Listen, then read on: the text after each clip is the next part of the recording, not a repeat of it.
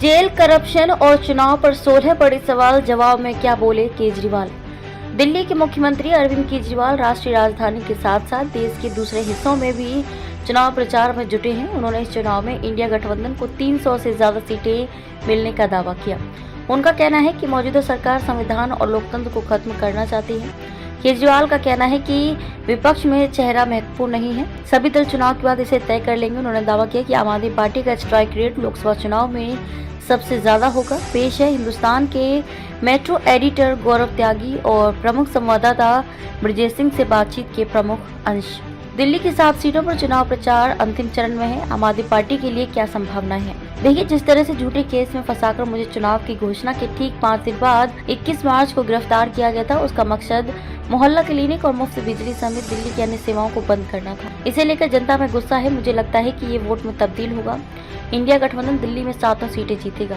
दिल्ली में 3 विधानसभा चुनाव जीतने के बाद भी अभी तक आपको लोकसभा चुनाव में सफलता नहीं मिली। इस बार जीतने का समीकरण क्या है? उन्होंने जिस तरह मेरी गिरफ्तारी की है उसके उल्टे परिणाम होंगे। जब हम पहले 2 बार लोकसभा चुनाव लड़े तो हमें सिर्फ दिल्ली की पार्टी थी। हमें लोग बड़े बड़े चुनाव के लायक नहीं समझते थे, इसलिए वोट नहीं देते थे।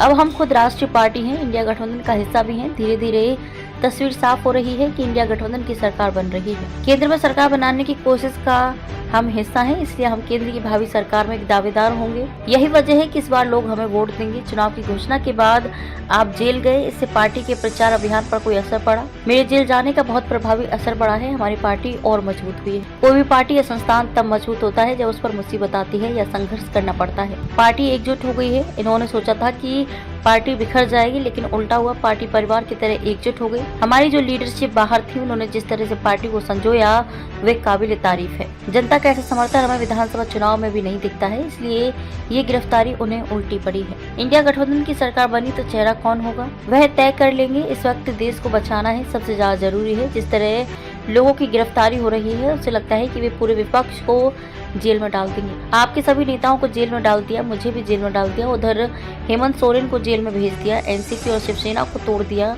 ममता बनर्जी के मंत्री को गिरफ्तार कर लिया, तेजस्वी यादव पर केस कर दिया। ये किसी को भी नहीं छोड़ने वाले। सारे विपक्ष को जेल में डालकर अगर जीत गए तो उसके बाद ये राज करेंगे। हमारी प्राथमिकता इस तानाशाही से देश को बचाना है। ये मौका देश को बचाने का है। कौन चेहरा होगा और कौन नहीं, ये बाद में तय करेंगे।